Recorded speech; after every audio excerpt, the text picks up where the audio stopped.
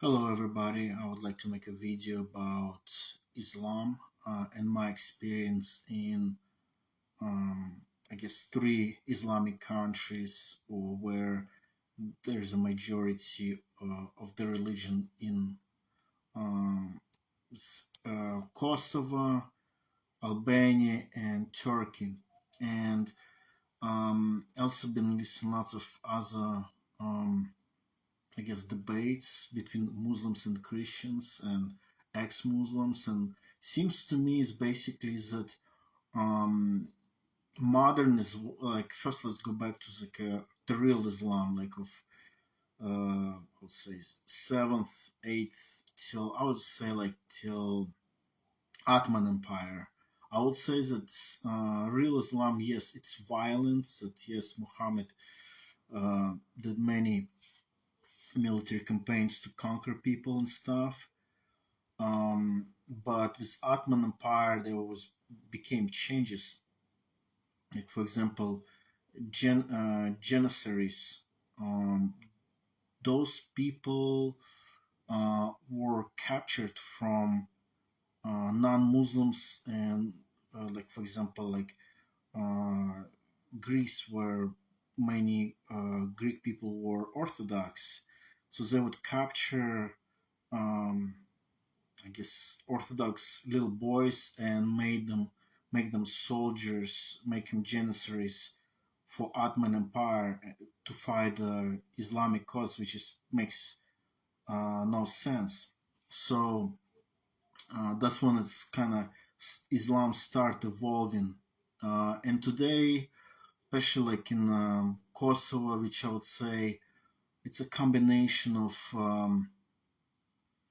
uh, so-called Islam, or let's just say five pillars of Islam, with pro-American uh, pro-American politics and stuff, which kind of weird combination.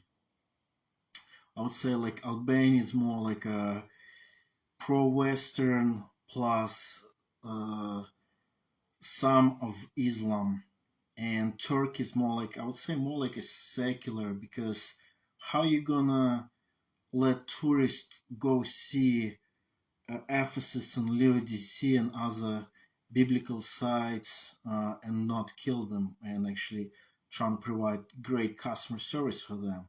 So what I also been thinking about this, that Quran originally been written in Arabic of what, 7th 8th century. And interesting thing to me is that that all the translations they would not really count. Like if you read uh, translation with some translation of uh, Quran in English, sometimes actually they would distort translation. Like for example, like like children's Bible, like for example, like Noah's Ark. Here we go. That's a good example. Like oh, let's color those animals. How fun is that? But they're not gonna tell us that hey, that's only 8 people survived, and the rest, like millions, hundreds of millions of people were killed in a flood. Um, so in translation of the Quran in English and in Russian, it's kind of more like with some more like a version of children's translation, where they would admit about Aisha being pretty much forced to having sex with Muhammad when she was 9 years old. Most of the Muslims they never read the Quran. Why? Because, in my opinion, they were forced into this religion from birth. Think about you was born in this religion, and like for example in Albania, like in the summertime, imagine you have to wake up at like 4:30 in the morning Then let's just say you have to go to school or work, and then the last prayer is like about 10:30ish, something like that, in during the summertime, because it's really about sunset and sunrise. So how people even interested in it, and it's really more of a converts, those who are converted into Islam from other religions. But if you were born into it, what I see in Kosovo, Albania, and Turkey, they never read the Quran for themselves, and honestly, it's kind of like, and think about this: many Americans, they only know one language, and they kind of think, oh, it's gonna be easy to learn. And fortunately, I have a couple of friends like Joey Harper, that he actually attempted to learn Latin, which is really not an unspoken language unless you hang out with Roman Catholics. But at least he realized that it's a difficult language to learn. And imagine this: so you have to wake up during the summertime around 4:30 a.m. and go to sleep around, like, at least the last part is like 10:30 p.m. And you have to learn the Arabic of uh, 7th, 8th century. Um, so in order to read it in original, because I know there's some Muslims who know how to pronounce it well, but they do not know the meaning behind it. Like, for example, I know how to read in Albanian, but well, in the beginning, let's just say, because I lived in Albania almost for 2 years actually. And interesting things that some Muslims, they can read Quran, but they don't know the meaning behind it. Like, for example, if I read Albanian, I would not understand most of the words what I have read, but it's easy to read because they use almost identical English alphabet. So to me, and my interaction, like, actually was able to evangelize a lot during those 2 years in Albania. And to me, it's interesting that 99.9% of Muslims, um, they would have no idea what Quran really teaches.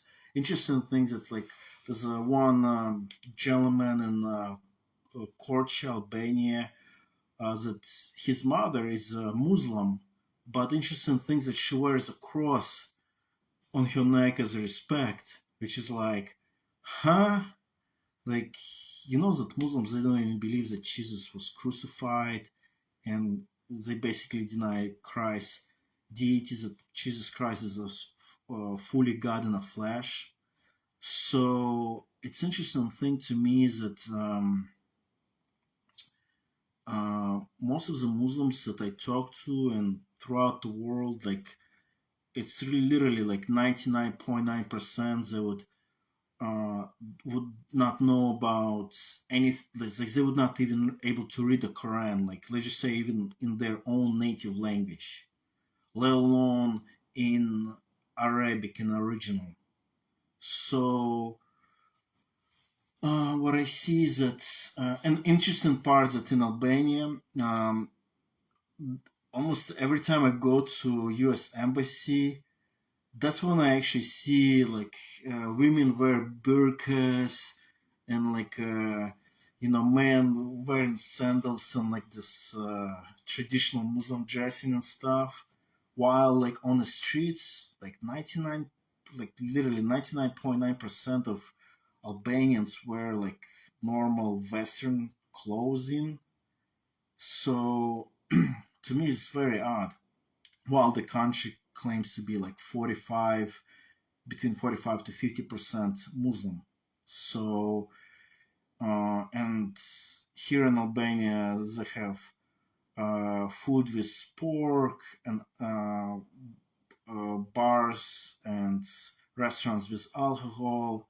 So at least in my experience, seems like really that many countries really they have no idea about real Islam. And when I evangelize, I do not no longer treat like Muslims that they know they have actually read the Quran. Like most of the time, I ask them, "Have you read the Quran in original?" They like some, well, actually, a couple of people say yes, but many times they and I actually now would say, "Do you know Arabic? Like not just how to read, but the meaning behind the Arabic?" Because once again, some Muslims learn how to read in Arabic, but they have no idea what's behind it. Like I said, like it's very easy to learn how to read in Albanian because they use like very similar alphabet, but the meaning behind it will be you would most likely have no idea unless it's like a westernized word. So the point I'm trying to make is that when I evangelize to Muslims, for example, I more treat them as agnostics who have their own religion coming out of Islam, if it makes sense. That yes, they may claim to be a Muslim, but in reality, many of them are sometimes universalists, almost like I'm a Muslim, uh, but they would have the beliefs like, oh, Christianity is good too. And I was like, huh, really?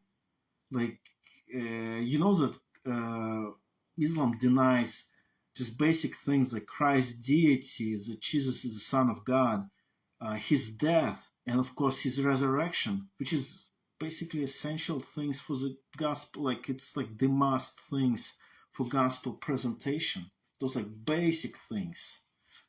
You're talking about Trinity. Yes, they completely deny Trinity, so you can't really. Um, the original, the real ones. But once again, what I see is that basically 99.9% of Muslims, at least in those three countries that I have been in, uh, have no idea what Islam is teaching. So to me, like this whole scare um, of like Islam throughout the world is kind of like, um, to me, it's like, think about this. In order to make a real radical extremist Muslim, what you have to do, you have to teach him Arabic, and he have to read Quran multiple times in original text, because once again, translations in English and in Russian, they would actually skip like spicy parts, if you know what I mean. Like I gave you examples, guys. So me personally, oh, and by the way, interesting things like coming back to like U.S. embassies. Like, why is it every time I go to U.S. embassy in Tirana, Albania, it's like half of the people there actually dress in burqas and stuff like that. To me, it's just weird. While on the streets, maybe one in 1,000. Like literally, like walking by, everybody wears Western clothes, stuff like that, and like, but all the like Muslim looking Muslims are all in U.S. embassy. That's kind of weird to me. So I believe that basically each country can determine Islam on its own way. Like I said, like Kosovo, they would have this kind of like a American, pro-American Islam. In Albania, they have a Western Islam. In Turkey, they have more like a secular Islam, or maybe uh, tourist. There we go. Tourist friendly Islam. There we go. Tourist friendly Islam. So so interesting things that if you're in a conspiracy theories, and maybe you have heard of or have you read like Albert Spike's Dogma and Morals and Dogma, and he actually was predicting three world wars. First was like World War One, they would destroy monarchy. World War Two, they would destroy like old civilization, and third one, they were trying to cause war between Muslims and Christians.